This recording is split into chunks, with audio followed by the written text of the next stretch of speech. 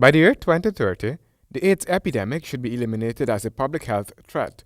This was the ambitious goal adopted by the Unaids Program Coordinating Board at its 37th meeting. At the 70th UN General Assembly in New York, heads of government endorsed the Sustainable Development Goals agenda, which proposes to win the battle against AIDS by 2030. But setting targets alone cannot get the job done. So today, the Joint United Nations Programme on HIV/AIDS, UNAIDS, launched the Global 2016-2021 strategy on the fast track to end AIDS. The strategy is considered a bold call to action to get on the fast track and reach people being left behind, to close the testing gap, and to protect the health of some 22 million people living with HIV and who are still not accessing treatment. If we don't do business, if we continue to do business as usual, as I've said, we have a big problem ahead of us.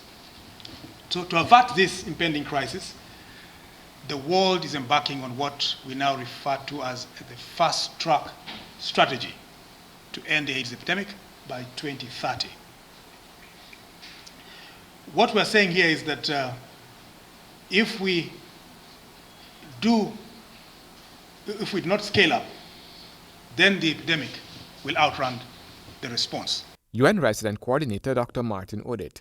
Dr. Odit said it is already evident that there is a struggle with resources to contain the epidemic. He noted that if the trajectory is allowed to continue, the epidemic will worsen. What the world is saying is that now we need to have a rapid scale-up of essential HIV prevention and treatment approaches, and we should ensure that we outpace the epidemic. In the strategy, it's a universal agenda whereby relations can be made to individual regions of the world. It takes into account the differences that in the epidemics in the different regions in the Caribbean, in sub-Saharan Africa, in Asia, etc. It's also firmly grounded in evidence. A lot of evidence has been collected in the HIV programs over the time, and that evidence has been used to inform the strategy.